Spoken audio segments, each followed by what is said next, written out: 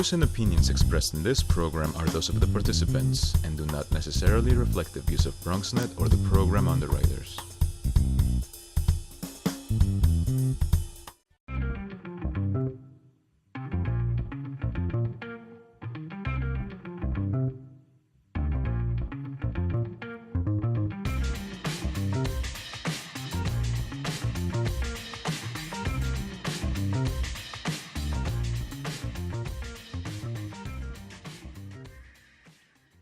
Hey everybody, it's time for the Bronx Buzz. As you know or might not know, this is BronxNet's program where we talk to Bronx writers, Bronx journalists, Bronx photographers, anybody in Bronx media and get a sense of what they're working on.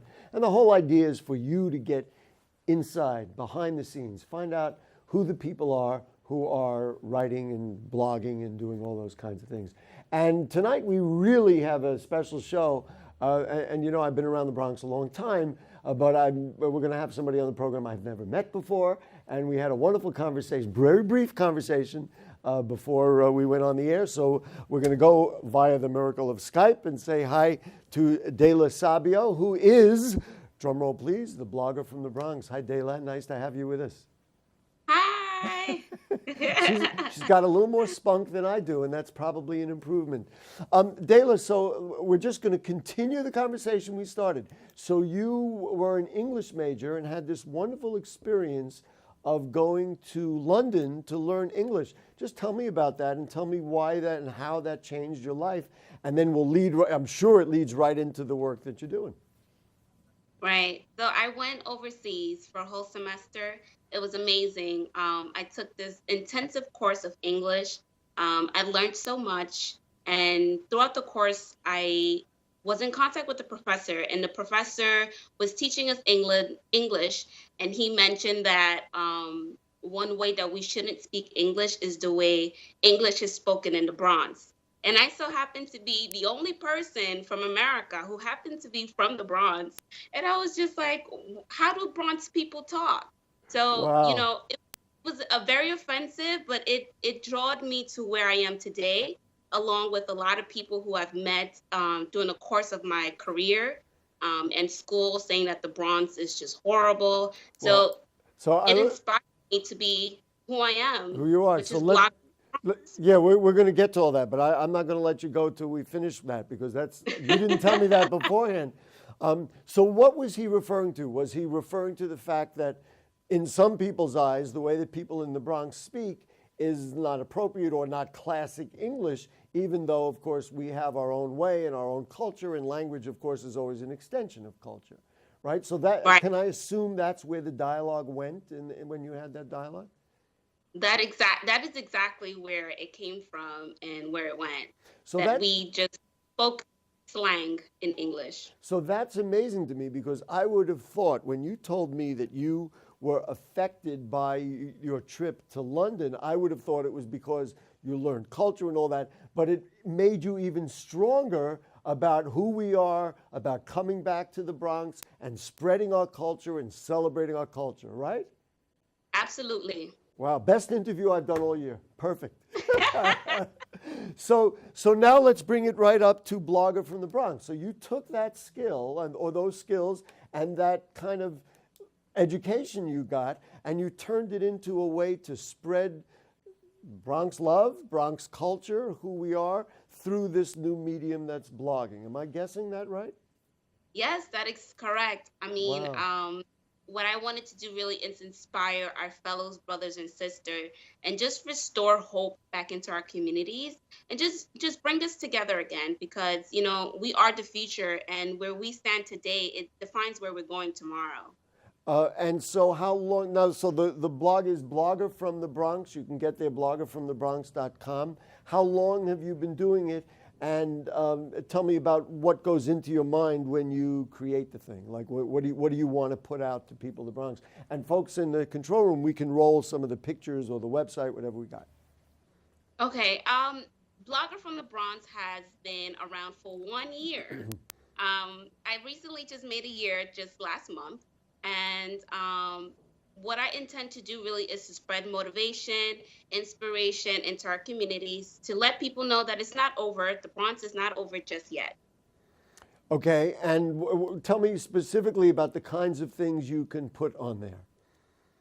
Well, I put up small businesses. I talk about small businesses that you can visit in the area in terms of brunching, dinner, where you can go for a walk with your date, where you can go right. I also talk about my travels because I love to travel. I'm a traveler at heart, so that I can inspire people who are from the Bronx to travel overseas. Yes, and maybe they will learn to represent just like you learned to represent in another country, even though I guess they unintentionally didn't mean anything bad by it. I had the sense, I looked at the Facebook page, I looked at the blog, that I hate to put it this way because I don't want to turn anybody away, but it had a woman's point of view. You talked about makeup and perfume and beautiful shoes. I mean, it was absolutely lovely. Is that an intent, or that's because that's your own expression? Because obviously you're a woman, so that's what you want to talk about. Just give me that point of view. Is there an intentional point of view, or it comes out naturally? There's no intentional point of view. It just comes out naturally. What I'm trying to incorporate really is another perspective for men fashion, working with folks like Dandy in the Bronx, who's Diego Leon. He's another men fashion blogger here in the Bronx. Yep. He's amazing. My intention is not just to focus just on women, it's to focus on everyone as a whole. But as I'm still starting off as a blogger, I've just had to focus on women for now. And listen, it's completely logical that you write about the things that are interesting to you or that you know about best. It's not a bad thing. It's a great thing, as a matter of fact. Now let's talk about Saturday. So this is Thursday night. Let's talk about Saturday. You and I have something in common because I will also be attending the event. Tell me about the event, why you have it, who's going to be there, why does Gary have any interest, et cetera, et cetera. So I'm having this event really to unite Bronx innovators in one space. It has never been done in the history of the Bronx, and it's the very first time everyone is coming together as one. And who is everybody? I'm sorry to interrupt, but I want to be clear. Who is everybody? You say, who is the everybody? Okay, so we have bloggers, we have video choreographers, we have vloggers, we have writers, journalists, any type of creative person that lives in the Bronx. We try to invite everyone that we can in terms of innovators. We will also have Bronx businesses come out to support, because Bronx businesses are always looking for bloggers to help them out, drive their business here in our borough. Right. Well, it sounds really exciting. Let's talk about specifics in terms of, so it's at the Bronx Museum. Yes. So it's at the Bronx Museum. It's going to be starting at 4 p.m. All the way up until 6 or 7. And so far, we have more than 150 RSVP'd. Wow. And we have a huge buzz going around in the media on Instagram. It seems like everyone has been waiting for this moment for the Bronx to stand together as one. Mm-hmm. Unity has been desperately, absent when it came to the Bronx. So it's time that we take the unity back. I think it's absolutely wonderful. After the event, when you go home and say, thank goodness it's over, I'm tired of putting it together and everything else. After the event, what do you want to, if it's successful, what conclusion do you want to draw out of what the interactions and all of what you're going to see on Saturday night? Aside from meeting me. Well, what I hope to accomplish is huddle over with my team and start planning the second annual, which will be bigger and better, compared to this. This is just the first annual, and we just want to grow and do things better for our borough, which is the Bronx. Well, talk to me also about, you've got your own incredible forum, and of course the beauty of modern day is the internet and everything else makes it easy to, not easy, nothing is easy, nothing worth doing is easy, but it makes it possible to reach more people in a different way. Talk to me about plans or other things that you're thinking about for the future for a blogger from the Bronx. Well, I'm planning a lot of things. I'm planning to put together a forum where bloggers will talk about photography, content creators. We will talk about pictures, how to drive your media, where to go with your blog next. I'm planning to do specific workshops so that we can help bloggers and writers Wow. um, get used to blogging in the Bronx, what events to go next to, which business owners to reach out to, how to get involved in your community so that you would know exactly what's going on, who's coming in and who's leaving out. These Right. are all things that bloggers should know because Right. we are the center of our home. Of the borough of the Bronx, and it is certainly the future media. I'm going all the way full circle back to you, and that is, so what neighborhood do you live in? What neighborhood do you grew up in? What do you want to share so people can relate to who you are and where you're from and where you're at? Well, I was born and raised in High Bridge, New York, which is 1 block away from Yankee Of Stadium. course, we That all is know where where High Bronx Bridge is. Come is on. represented. Yeah, and my hopes and dreams is to bring a cafe to my community where people can come in and just have a cup of coffee, and college students can come in and do some work. We can have performing nights. I just want a cafe for my community. I Right. love giving back, and this is just the beginning. And think of how that kind of thing can literally change culture. And not that it's going to have any big sweeping things necessarily, but it'll give people a chance to change because they have the image of themselves, but a way to play it out. Deyla, it has been absolutely a delight to speak with you because, frankly, you and I are on the same page. We come from different places and different times, but I am really looking forward to meeting you on Saturday. I hope everybody else who really feels that this is important for them will come out. Bronx Museum, 4 p.m. As we say in the Boogie Down, be there or don't be, you know? Okay, Deyla, that was good? We're good? Yes, Great. thank you so much. Great. You have a great day, and I will definitely see you on Saturday. Thank you so much for Yes, joining us see you on then, BronxNet's Gary. The Bronx Buzz. All right. We are going to take a break now. Is that what we're doing? We're going to take a break, and then we'll come back, and we'll do more sedentary things, but just as important in the borough of the Bronx with our good buddy Robert Wirsing of the Bronx Times Reporter. So stay where you are. Don't go away. Sure, I look cute now, but when my owner lost his job, it was rough. I was living on the street, and one night, me and this Cocker Spaniel got into it so bad, I wound up looking like an ice cream cone. I cried a little bit, but thankfully I got rescued, so I'm running, I'm jumping, all back to my old self, and I'm ready to give unconditional love, even if you put a lampshade on my head.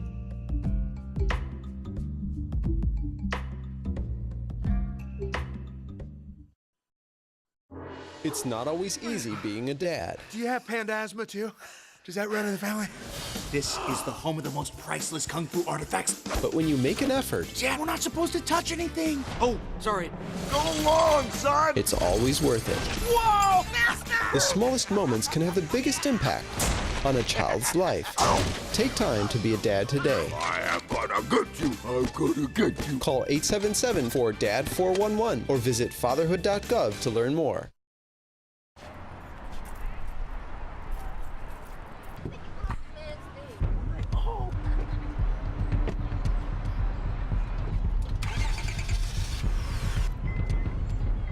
Oh my God,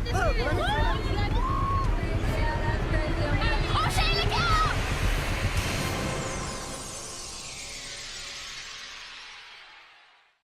Hamilton was adopted from a rescue in 2008. He really likes to be around people. And as soon as I start to make my breakfast, Hamilton is right there. I get out my mat and I'm doing a downward dog and he's underneath. He's quite the pug about town. He gets invited to a lot of parties. He knows he's a pretty big deal. I mean, look at this little face. How could you not love him?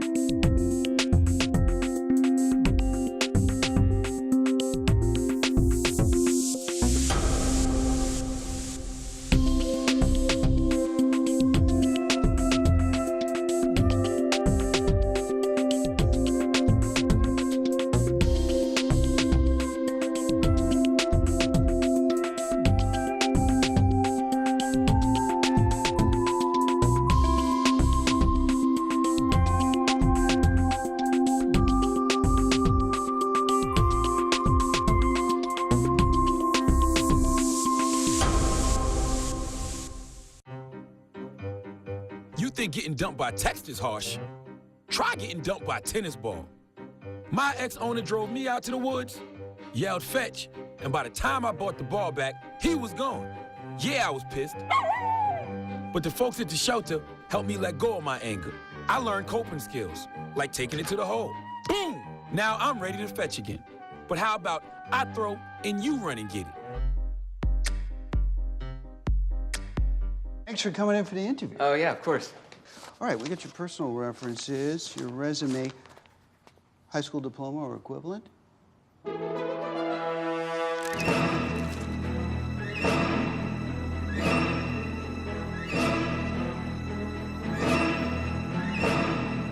Skip the drama. Get your diploma. Yes, it's right there. Great. Take that first step towards a better future. Find free adult education classes at finishyourdiploma.org.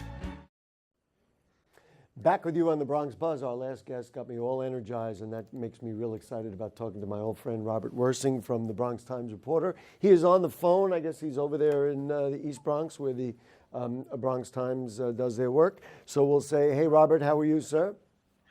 Pretty good, thanks. Thanks, Gary. Good. How are you?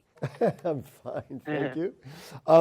Paper's been busy. The paper's been great. As I have said a number of times on this show when your colleagues have been here, it's about as good as it's ever been, and this is a long-standing newspaper in the Bronx. So you've been working on a whole lot of things. Before we even get into some of the articles that I have in front of me, you're also the photo assignment editor. And one of the nice things about the Bronx Times is all the little events. Everybody gets represented.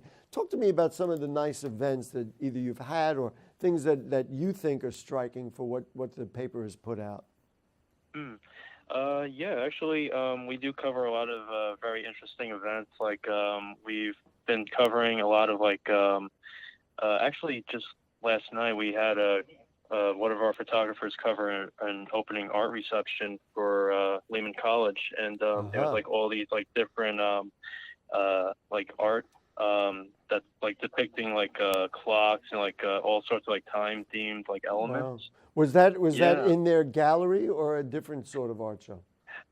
Oh, it was in Lehman College's art gallery, the art gallery, yeah. And the event was called TikTok.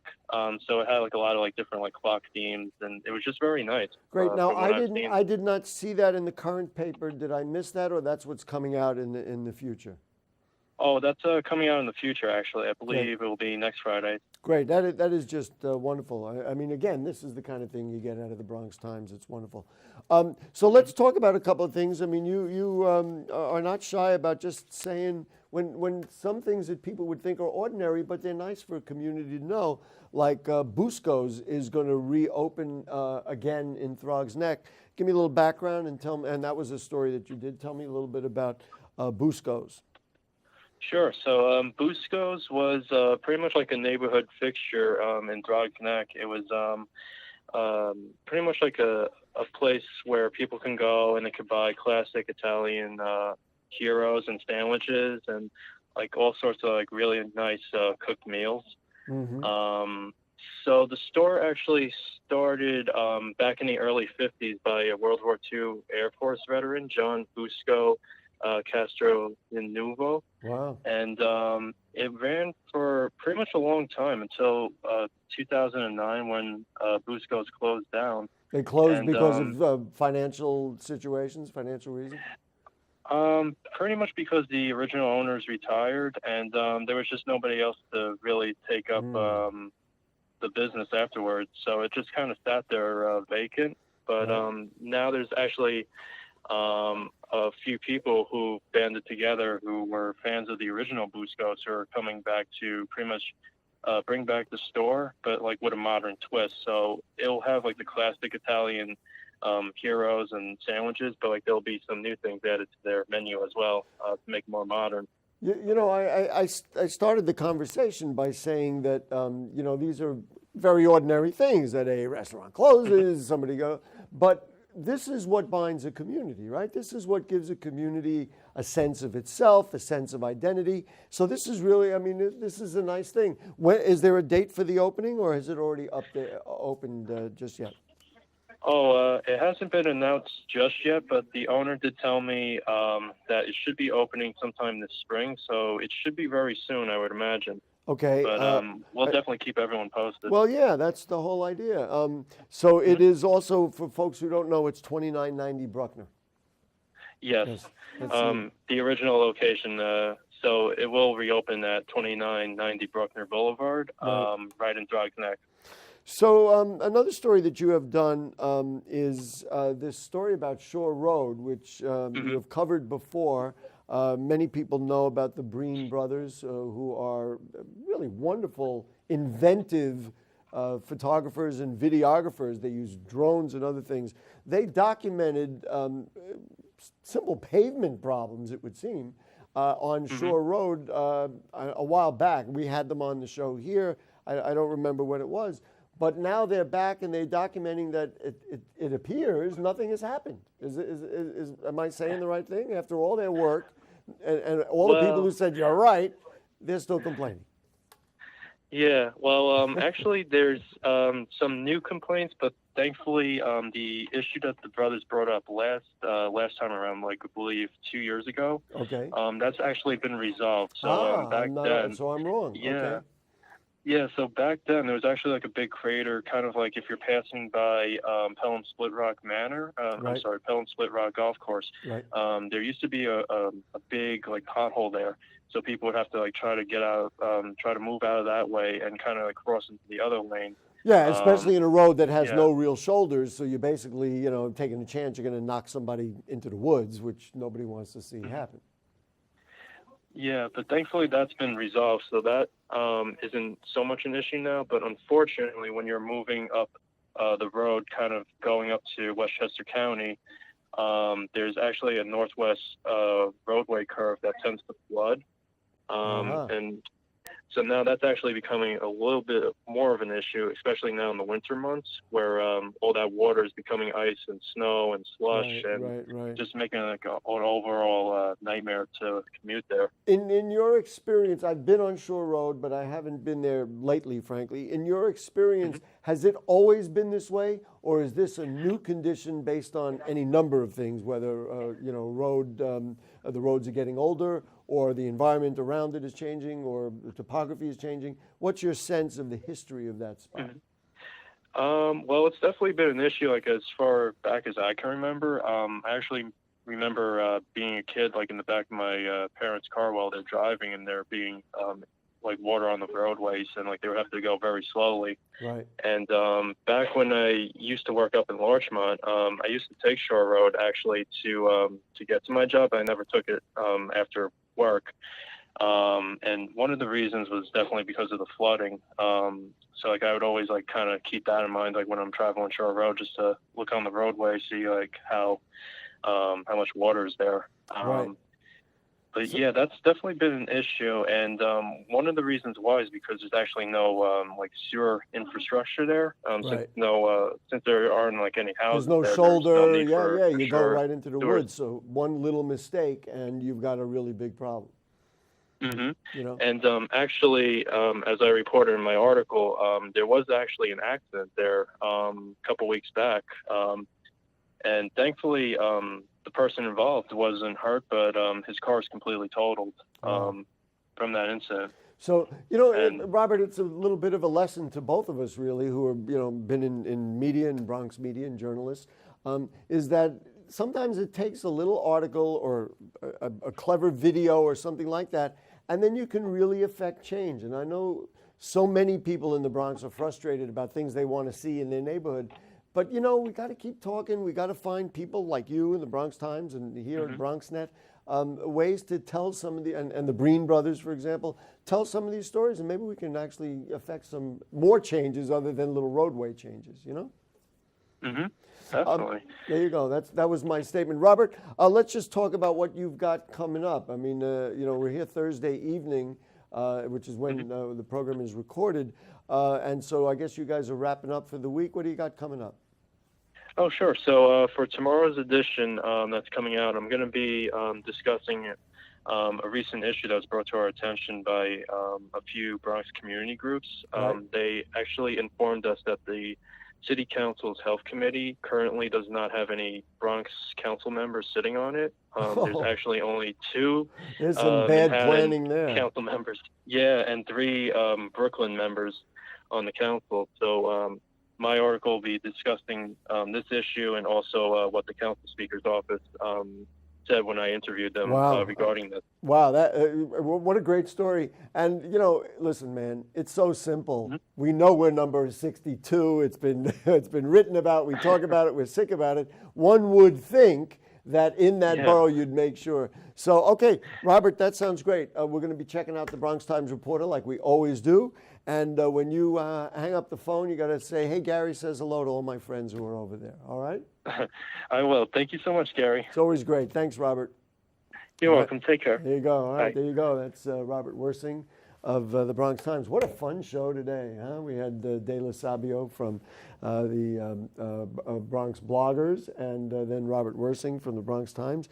And guess what? We've come to the end of the time we're going to spend together this evening. So we will see you soon. Don't forget, Monday night on Bronx Talk on BronxNet, we will have Borough President Ruben Diaz Jr., and he'll make an appearance, and we'll review all the big issues in the borough of the Bronx. See you next time. Good night.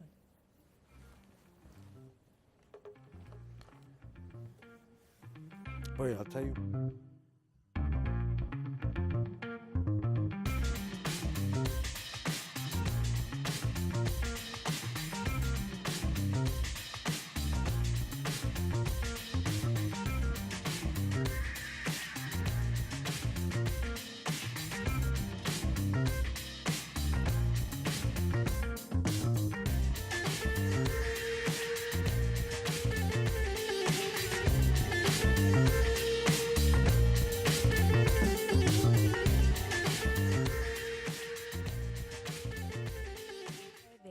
Day 1, with baby names and a gift that lasts a lifetime. We are there as you grow, protecting you and those you love. And we are there as you start your next chapter. We are with you through life's journey. We are Social Security, securing today and tomorrow. Get to know us at socialsecurity.gov. This video produced at U.S. taxpayer expense. Hey, it's Ava, and this is Tess from Vivo's Do It Yourselfie, where we recreate the hottest looks from today's biggest music videos. After cleaning out our closet, we have a lot of clothes we don't wear anymore. Like this old t-shirt. It's not garbage, it's actually a brand new rug. And to make it, all you need to do is cut, tie, and glue. Cut the t-shirt into strips. Tie the strips into knots. And glue the knots to the bath mat. I love it. Give your garbage another life. And recycle. Bye-bye. Hi. Hoping for a crisp breeze to help keep you alert. Oh, he took a sip of water too. That'll probably help. You were probably gonna turn down the radio too, so you could focus, right? Probably okay isn't okay. Right. If you see a warning sign, stop and call a cab, a car, or a friend. I think the water line is what really drove it home. I blew on him.